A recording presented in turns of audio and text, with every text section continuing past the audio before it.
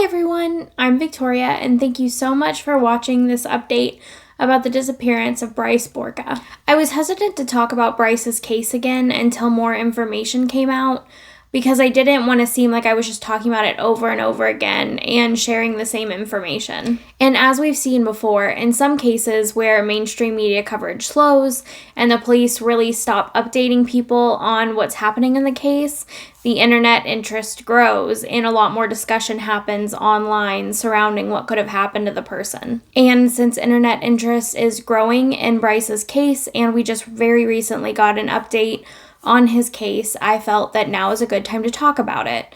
Originally, I was going to talk about it a lot sooner, but life happened and the holidays and things like that. So it actually kind of worked out for the best, because on December 22nd, we finally got an update from the Eagan Police Department. Now I'm going to talk about the December 22nd update at the very end of this video. But before that, we're going to be re-looking into the circumstances surrounding Bryce's disappearance, talking about some of the theories that have been brought up in this investigation, and what's happening now. Before I get into that though, I do want to start by asking that everybody please be respectful and kind in the comments. Please keep in mind that family members do sometimes find my videos, so please be respectful about that in the comments as well. In my last video that I covered on Bryce, some of the comments probably were disrespectful, or if not bordering on it. And so I just want to remind everybody that I am more than happy to have discussion in my comments, but they have to be respectful, and if they aren't, I will be deleting them. And with that, let's get into everything I know about the disappearance of Bryce Borca. In the very early hours of the morning on October 30th, 2022, 23-year-old Bryce Borca and a few friends shared a lift back to Eagan, Minnesota after a night of drinking and having fun. On the ride over, it was very obvious that Bryce was very intoxicated, with the driver even saying that he tried to get out of the vehicle while it was still moving. Bryce and his friends were dropped off near 3256 Hillridge Drive at 2:08 a.m., and after they said their goodbyes, Bryce's friends thought he had started on the 2-mile walk back to his apartment at 3435 Promenade Avenue, which should have taken approximately 40-ish minutes. Now, I don't know why Bryce chose to walk back to his home that morning.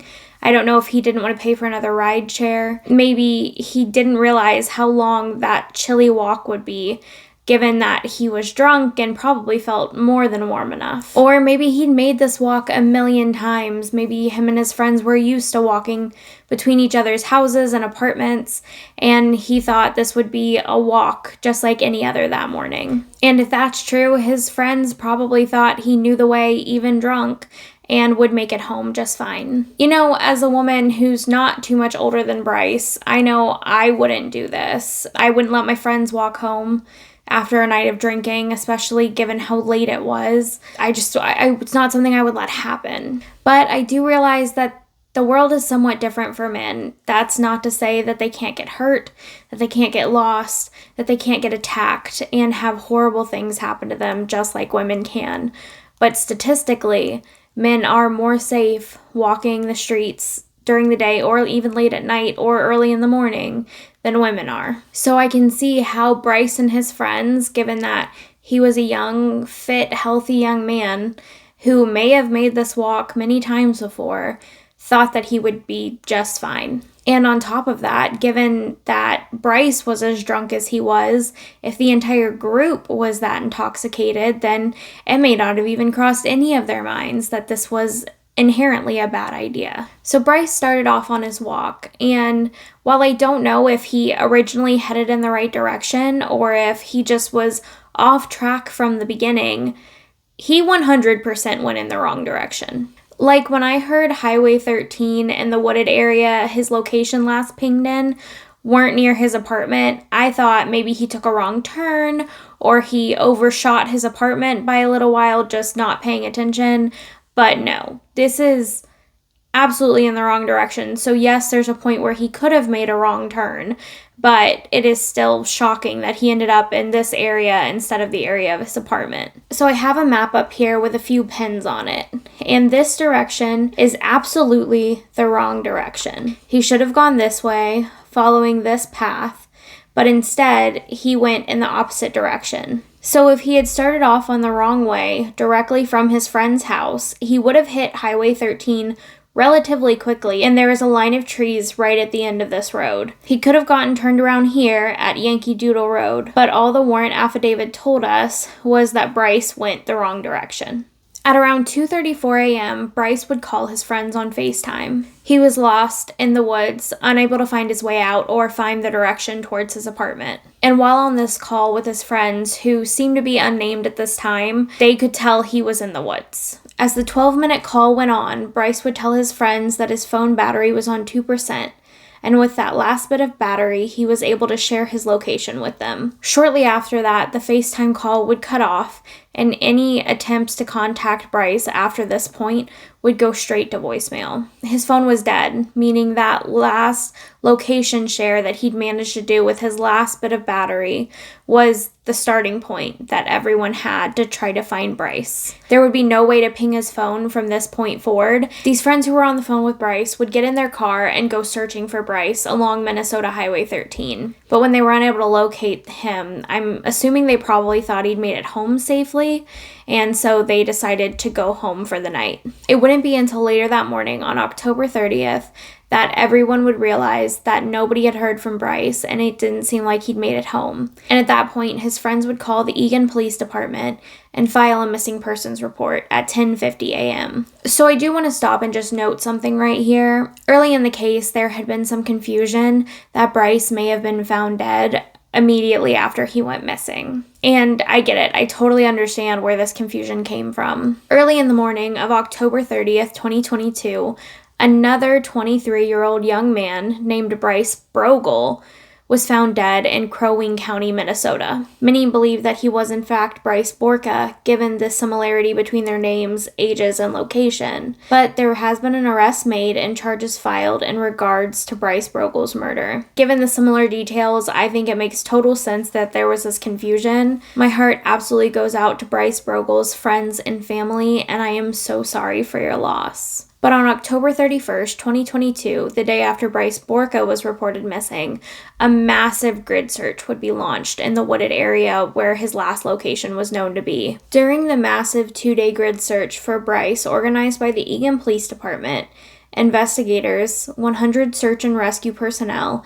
and 250 volunteers conducted this search. So many people showed up and volunteered for this search, as a matter of fact, that the Eagan police actually tweeted out that they no longer needed any volunteers. And during the time that they were searching, the police would actually come out asking for anybody in a specific area who had home surveillance footage or business security cameras to please check their cameras to see if Bryce showed up on their video camera so they could help kind of track his path. The area where police asked people to be on the lookout in was south of Lone Oak Road, west of Pilot Knob Road, and north of Silver Bell Road. So here is Highway 13, and this area right here next to it is Fort Snelling State Park.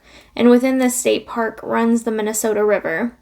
It seems like this Minnesota River is a little less than a mile away from Highway 13, if I can read a map scale correctly. So a lot of locals from the Eagan area actually commented on my first few videos about Bryce, which I greatly appreciate.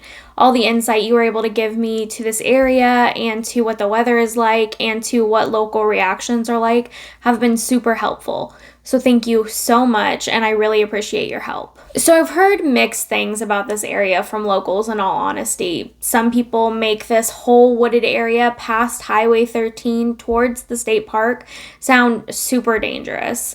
Others say it's like any other wooded area or naturey area where, yes, it could technically be dangerous, but people also hang out there and fish there, so it's not this super scary, super steep, super everything could kill you type area.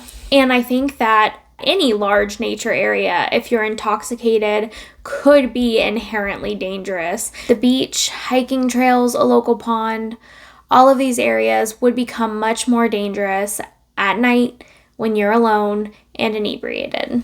And I think to everyone's surprise, the ground search for Bryce in this area would be called off after only 2 full days of searching. At the same time that this announcement was made, Bryce's family would release a statement to the public. This is an incredibly difficult time for us, and our main focus is finding our son. Our family would like to thank everyone involved in the search for Bryce, including the Eagan Police Department, County Special Operations, our friends, family, and countless volunteers. We are so very grateful for the outpouring of love and support from the community, and we pray for Bryce's safe return.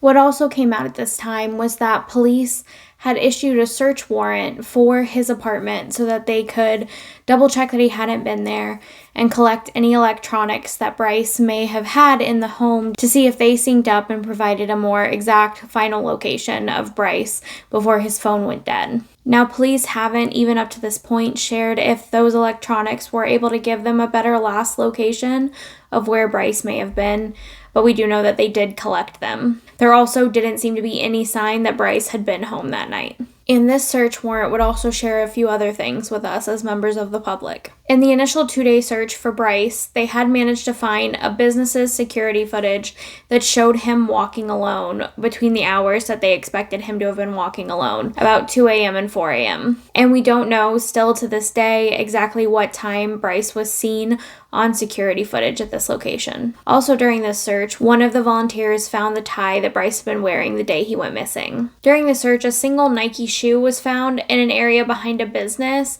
but this was not believed to be a shoe that Bryce was wearing. They gathered it anyway, though, just to be safe and to confirm whether or not it was Bryce's. And following all that information, that was really where discussion around Bryce's case stopped. For instance, all of this information that, the search had been canceled, that the search warrant came out, the family's statement, all came on November 3rd. And we didn't get an update until just a few days ago, December 22nd. And in that time, people on the internet have come up with plenty of theories of what could have happened to Bryce. Now, some of these theories I think are perfectly viable. Some of them I personally don't believe in, so I have a lot more skepticism towards them.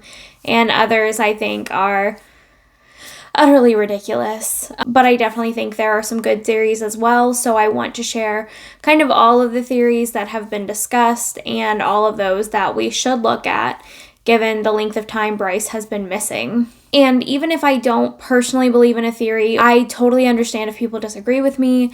I am very open to discussion. I'd love to hear why y'all think one theory is more viable than another. Just like I said, please remember to remain respectful in the comments. So I'm just going to go ahead and get the most ridiculous theory out of the way right here at the beginning. Apparently, between the Borca family not speaking out very much and the fact that Bryce has a very small social media presence, there have been rumors, just speculation, that Bryce may not be a real person. First of all, how utterly disrespectful. This family has spoken out and is going through something truly horrible. And yet people are going to speculate because they can't or just don't need to come out and speak about their child who is missing and has been missing for months now.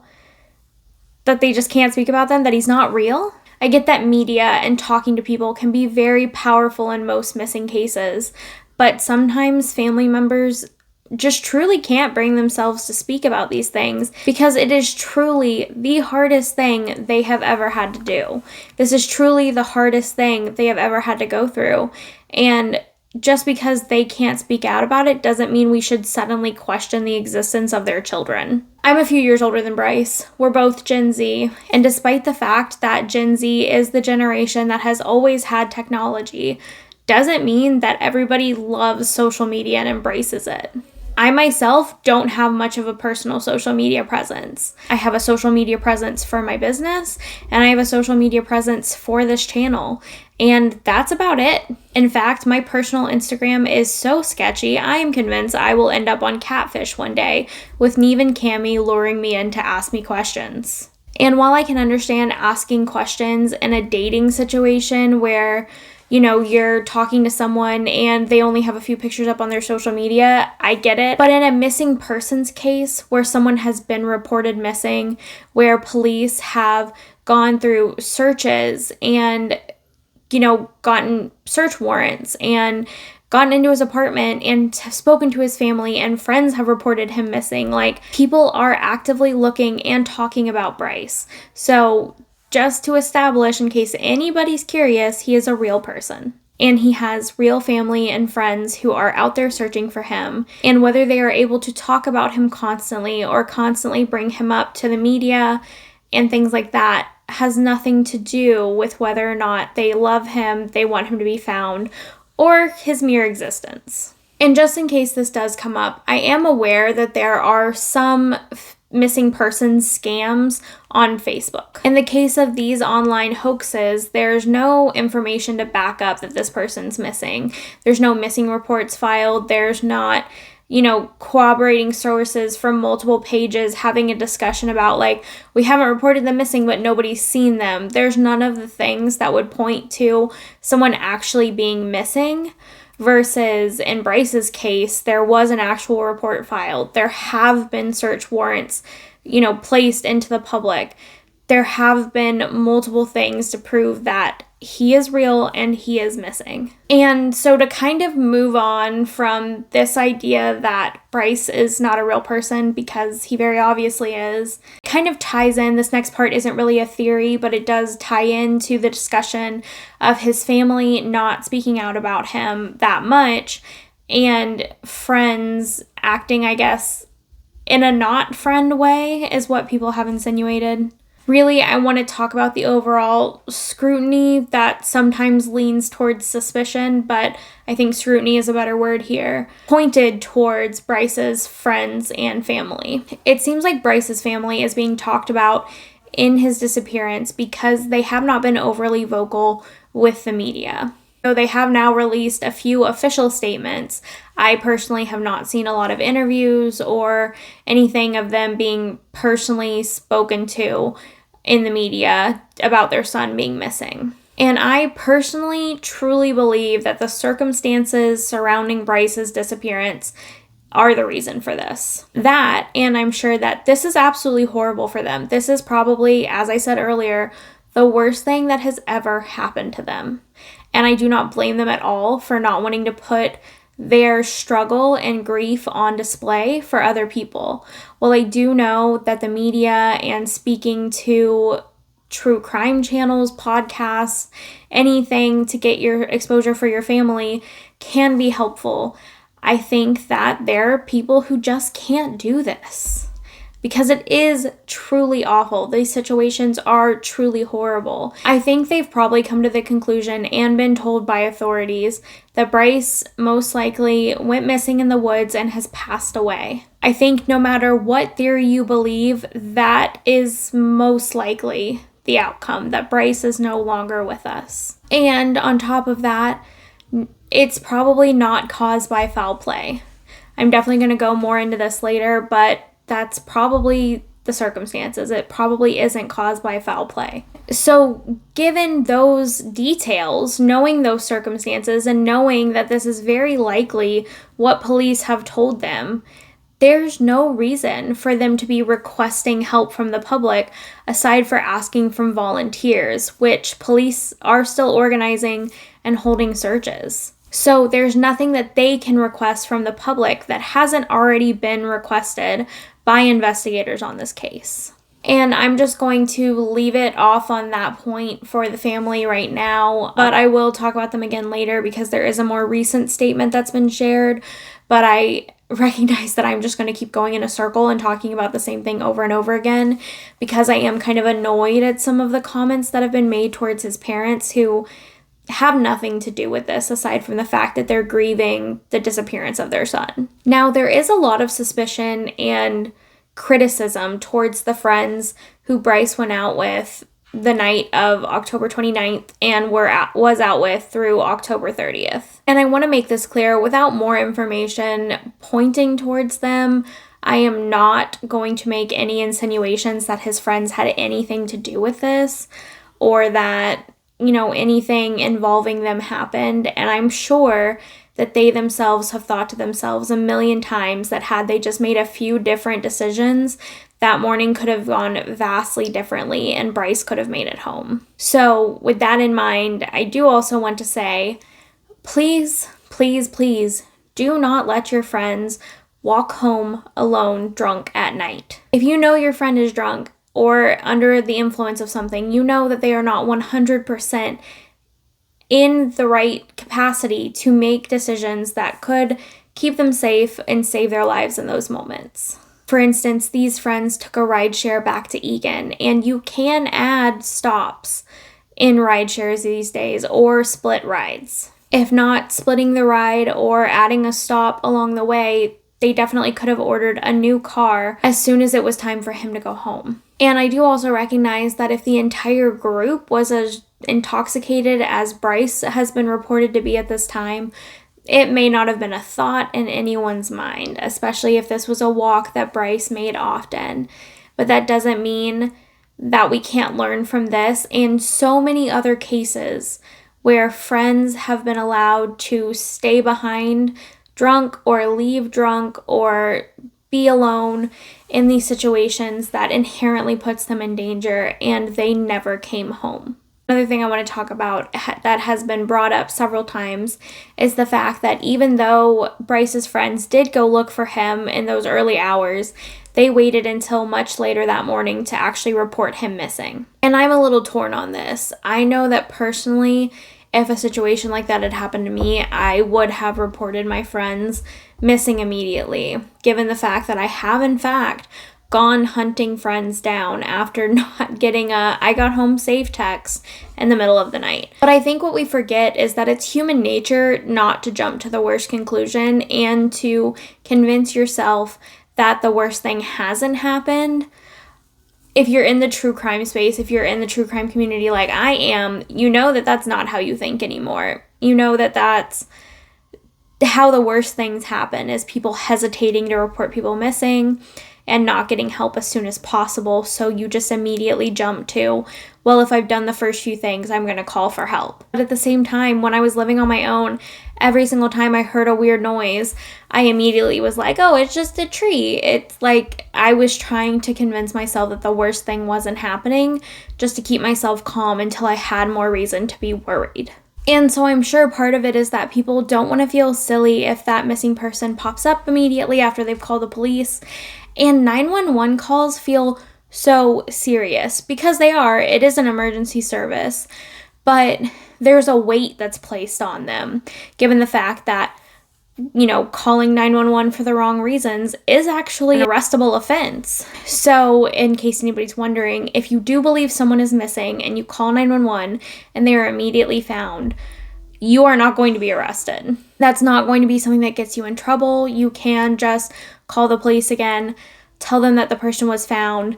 They may still send an officer out to check with you, but just so you know, if you believe someone is missing and you call 911 and then they are found very quickly afterward, you did not call in a false police report.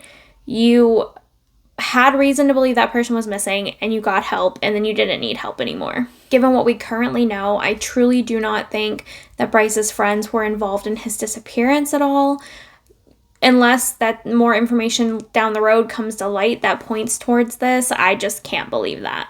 And of course, I'm going to mention this next theory because I want to be thorough. The theory that Bryce could have walked away from his life. I don't think that's what happened here. I just don't think that's a possibility. I feel that was confirmed when they went to his apartment and haven't said that this was missing or that was missing, or it seems like he was there. Like, if there had been any sign that he'd been back to that apartment and chose to leave, I'm sure police would have let us know. But that doesn't seem to be what's happened. So I just wanted to mention that theory, but I definitely don't think it holds any weight here either.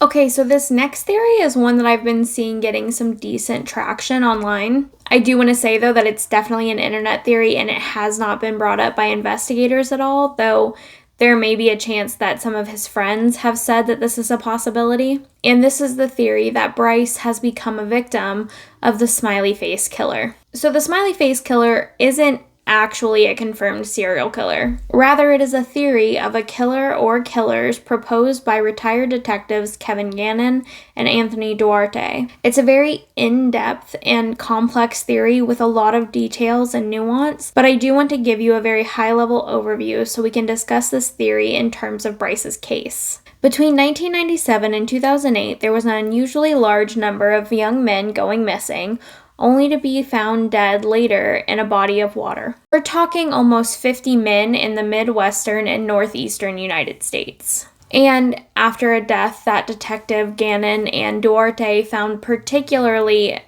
suspicious, had been declared just an accidental death, they began looking into this string of very odd deaths with men being found in water. So the basic criteria of a victim of the Smiley Face Killer is a college-age man, usually in his early 20s, usually white, and he will go missing after a night out. These men are good-looking, fit, and usually friendly and well-liked.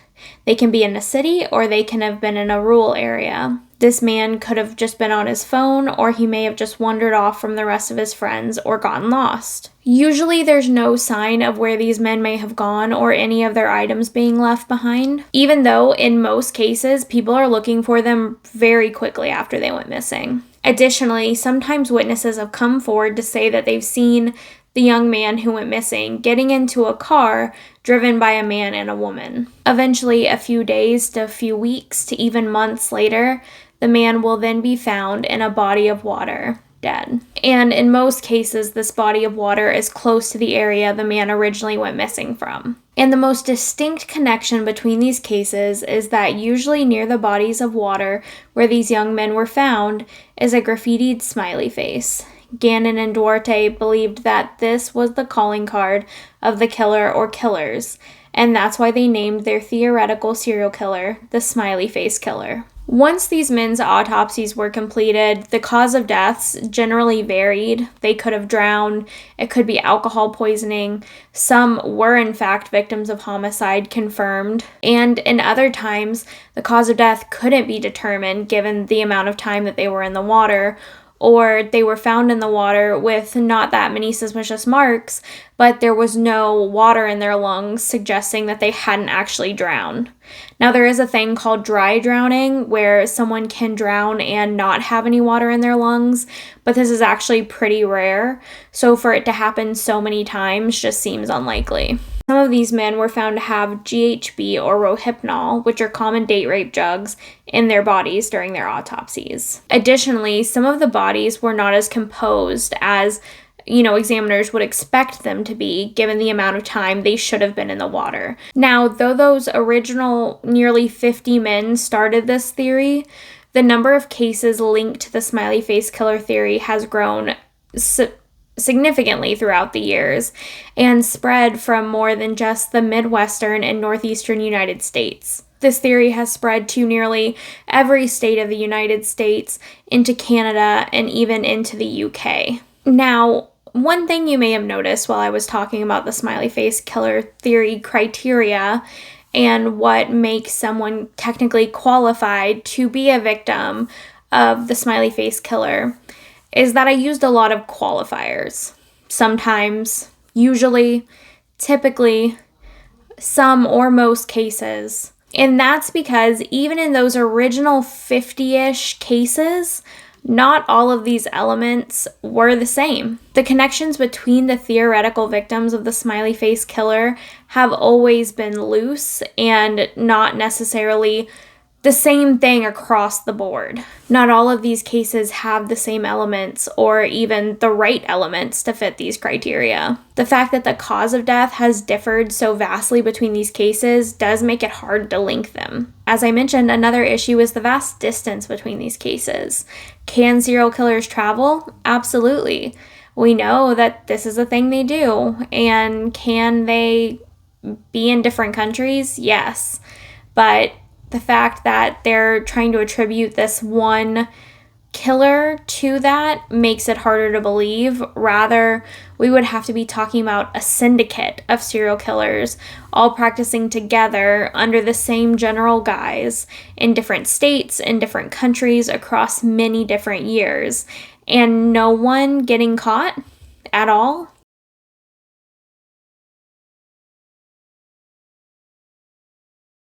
It just kind of seems hard to believe when you think about it in that perspective. And finally, despite the fact that Gannon and Duarte claim that the graffitied smiley face on something nearby the bodies of water where the men were found was the calling card of this victim, it wasn't always present. In fact, a smiley face was not always even the symbol that they felt marked the fact that this was a smiley face killer killing. The symbol, yes, could have been a smiley face, but it might have also been a star or a little drawing or initials, just basic tags that you see literally everywhere. And for many of the reasons I've listed and more, the FBI have actually debunked the theory of the smiley face killer. Now, I don't think the FBI is always right.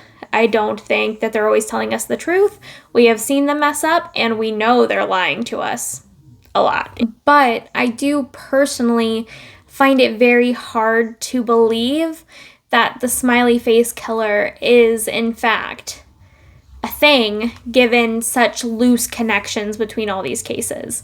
Now, that isn't to say that I do not believe that some, if not most, of the men in these cases died from some sort of foul play. There are lots of the smiley face killer, theoretical victims that I personally do think died from foul play, that something bad happened to them. And I think that the fact that they've been ruled as accidental or as drownings is just wrong. And I may even have a better chance of believing in the smiley face killer if so many cases had not been continually linked to this specific theory with such loose connections. I think that's the hard part that I have, that there's really not any, there's not even like a core set of them that are like, these 10 absolutely are the same killer that I can point to and be like, yes, that is a serial killer. And so that's where I have trouble with it.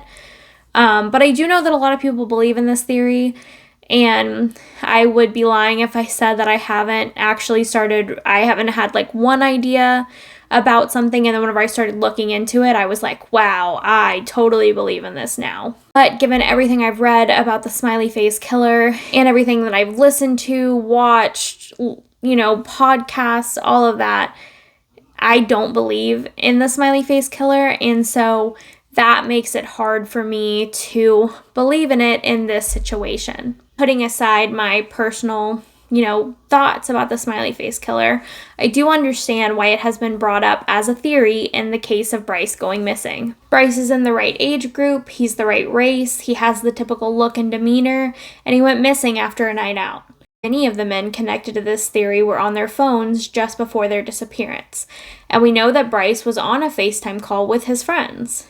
Additionally, he was in an area both near a road where someone could have seen him and near a body of water.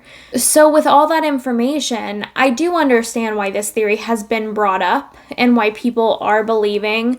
Even from what I've been told by locals, some of his friends think that he could have been a victim of the smiley face killer. But I get why it's brought up. I personally don't believe in the original theory itself, so that makes it hard for me to say that I believe it's happening here. But I get it. Now, that doesn't mean that Bryce couldn't have been a victim of opportunity if the wrong person happened upon him while he was walking down Highway 13 that day. The road is a pretty wide open space, and you can enter the woods from any point along that road. And on top of that, there are businesses and housing developments in the woods past Highway 13 before you hit that Fort Snelling Park. So there's no way to say that something didn't happen to him. As a matter of fact, I personally think that him being the victim of some sort of foul play is the second most likely option in this situation. I do think it is important to note that though I think this is the second most likely theory, police from the Eagan Police Department have specifically said that there is no sign of foul play. And this brings us to what I believe is the most likely theory in this case, and what investigators seem to believe, that Bryce went into these woods and succumbed to the environment as that morning went on. Perhaps he got lost in the wooded area or fell into one of the water sources in this area, but something happened, and unfortunately Bryce passed away in those woods. And I believe that's part of the reason there hasn't been a lot of continued discussion around Bryce's disappearance. The media, the investigators, those who love him and are in his life aren't talking about him quite as much as they were in the very first few days. In fact, that's why I was even hesitant to talk about him again. Not because I don't care, not because I don't want him to be found, but because I don't want to kind of expound upon the fact that Bryce is very likely no longer with us. My goal is always to help and not hurt an investigation, help and not hurt the family. I don't want to upset them more. So I really weighed the benefits versus the consequences of talking about him again. And it was really more of the theories and speculation surrounding his disappearance that led me to believe that it was worth it to talk about him again, more so than the help I thought I could provide this case. It's been shared that Bryce really wasn't wearing super warm clothing the night that he went missing. Rather, it was shared that he was wearing a white button-down, a patterned cardigan, a black tie, black pants, and black and white sneakers. So the temperature that very early morning was between 43 degrees and 54 degrees Fahrenheit. Additionally, he'd been drinking very heavily. There has been some question about whether or not he'd also been taking drugs, but his friends have told other people that he didn't use any sort of drugs, so I'm going to lean towards them knowing him best and say that he very likely wasn't on anything that he voluntarily took. So he could have been so out of it that he fell into a water source somewhere in this Fort Snelling State Park area. Another thought is that he could have just been so super lost, he realized there was no way he was going to get out of the woods, that, nighttime, it was early morning, but it would have been really dark, and he may have just thought, I'm not getting out of here right now, and found a little hidey hole, laid down to sleep it off, and to hopefully wake up in the morning and be able to find his way out. But rather than being able to sleep it off, he fell victim to hypothermia whenever he actually laid down and went to sleep. So it was between 43 and 54 degrees Fahrenheit that morning. And that may not sound super cold, but humans are able to fall victim to hypothermia at temperatures even above 50 degrees Fahrenheit. And this is especially true for people who have been drinking.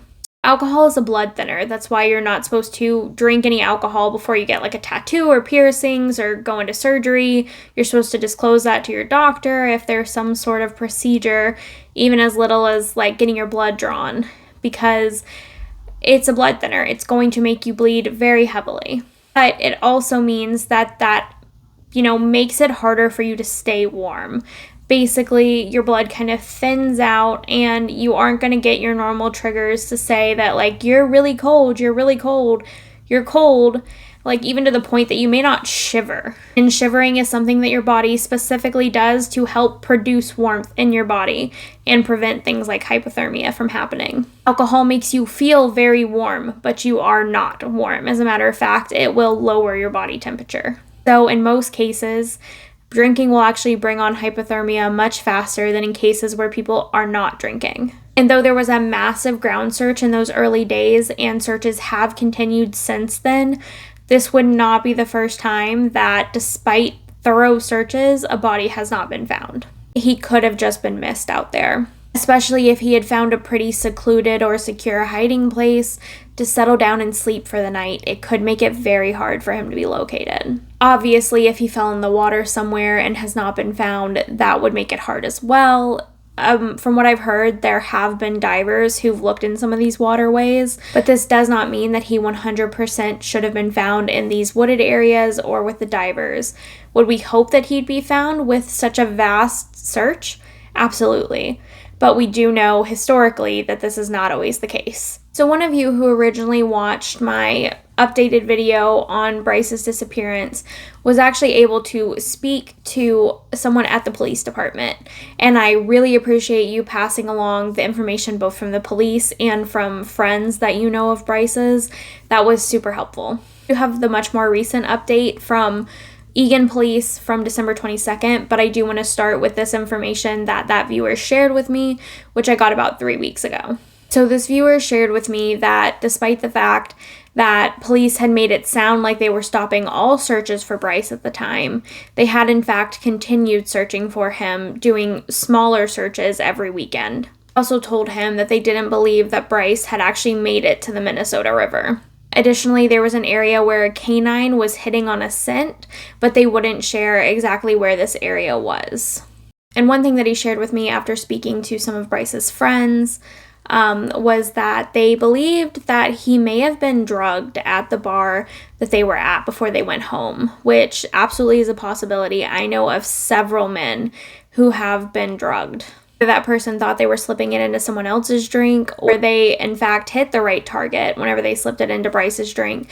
This could be a possibility. It could absolutely explain why the alcohol affected him so much and why he was so drunk, especially if his other friends were able to then go look for him. Obviously, there's nothing to confirm that yet, but it's just something I wanted to put out there. And one specific question I asked several locals from the area was if there, and remember this was about 3 weeks ago, was if there had been any snow yet. Now, I've lived in colder states. I live in Florida now, but I've lived in colder states where we had snow as early as October, like Halloween.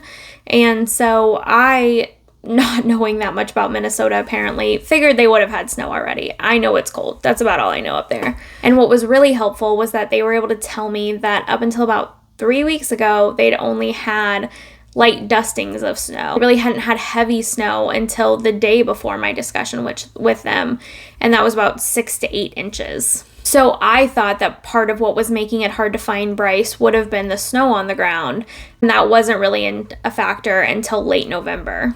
They also shared that you can walk into the woods really anywhere along Highway 13, and that depending on where you enter, there could be heavy woods, tall grasses, ponds, and some marshy areas, as well as some neighborhoods or industrial areas. According to the people that I've talked to in my comments, whenever you're walking the direction Bryce was walking, he was very obviously walking away from the streetlights and from the lights of the town. So there would have been a way where he walked toward light and towards a more lit up area, and there would have been a way where he walked towards darkness, into more and more darkness. So it seems that despite the fact that Bryce realized he was lost along the way somewhere, he continued to walk into the darkness. Now, I have been heavily intoxicated before, and I do know that there is a point where all reason is gone and you really don't know what's happening. So if he was that far gone, he may have only realized what was right in front of his face. I am lost. I am in the woods. I should call a friend to get help. Versus being able to take that step back and be like, okay, if I look this way, it's dark. If I look this way, it's light. I should walk towards the light. And whether he got lost after he started in the right direction towards his apartment, or whether he just went in the wrong direction from the beginning, there should have been a point where he was kind of like, oh, this is dark. This isn't the right way. So I think that just adds more question of like, how intoxicated was he, or was there something that was like calling him in that direction that he was trying to go towards? Which also doesn't seem likely, because he did call his friends and say he was lost once he was in the woods, so it just seems like maybe he was a lot more out of it than his friends expected him to be. And as I said, this member of the community shared with me that police had still been looking for Bryce whenever he spoke to them, and this has been confirmed in the most recent update from December 22nd. So Eagan police have confirmed that they have searched over 1,000 acres for Bryce and have yet to find any more sign of him. They also shared a more updated statement from the Borca family that reads, "Our family wants to express immense gratitude for the continued community support for Bryce and our entire family, including the Eagan Police Department, County Special Operations, friends, and countless volunteers. We miss Bryce every minute of every day. He's an incredibly kind and thoughtful young man who has touched so many with his selflessness and loyalty. This has been extraordinarily challenging for our family, and we appreciate the love and prayers so many have provided us through these unspeakable times. We continue to ask for your support and our continued effort to locate Bryce. Thank you." And in this update, we also know that Nike shoe, it may have been a pair of shoes, but that Nike that they found, in fact, was not linked to Bryce. They've confirmed that it was not his and it's not involved. They also shared that through cell phone records that they were able to find, they believed that Bryce walked through a small industrial area next to Highway 13 and then from there walked further into the woods and the marshes where he was really lost. And though we still don't know what time that surveillance footage saw him walking, we do know that this surveillance footage was from a nearby business and showed that Bryce was walking alone. They have not shared if any of the linked Apple products that they were able to take out of Bryce's home with that search warrant have linked to his phone and showed any more information. I'm assuming if they did, that steered their searches in a certain direction, but they have not shared with the public if it gave them any information. And with that, that's kind of where we are. That's the most recent update we've gotten. That's really all we've heard about Bryce's disappearance and what's still happening. It is good to hear that police are still searching and have been searching. They've done a lot of searching for him. It's beyond sad that he hasn't been found. I think that it was pretty obvious early on that the longer he was gone, the less likely he was still here with us. And as I said, I think that's why coverage has slowed so heavily on his case, because it feels like he's not here. And it's hard to keep talking about it and hoping that you don't hurt the family or continue this thought of he's not here. But they still do deserve closure. And if he's not there, if he did walk away from his life, or if something else happened to him, if there was some sort of foul play, talking about him is how we're going to keep him in the spotlight and hopefully get the family the closure they need. Because, families historically have said it's harder not knowing than knowing. And his family absolutely deserves closure of knowing what happened to Bryce. Obviously, I am very much hoping that by some miracle he'll come home and have just wandered off that night. I do think that given the length of time he's been gone, that's less likely. If you do have any information about where Bryce may be or any information regarding his disappearance, please call the Eagan Police Department at 651-675-5827. And for now, that's really all I have for you on Bryce's disappearance. I will definitely be keeping an eye out, and I will give you any more updates if any more information comes out about Bryce. And I would love to hear your thoughts in the comments below. I know that my opinion that the Smiley Face Killer theory isn't a good theory is not held by a lot of people. So, I would love to hear y'all's theories, if there's any more information that you think is important to share. All of that is super helpful. If you'd like to hear a case about another young man who went missing under mysterious circumstances, check out this video right here. It's a deep dive into the case of Daniel Robinson. And I'll see you all later. Bye!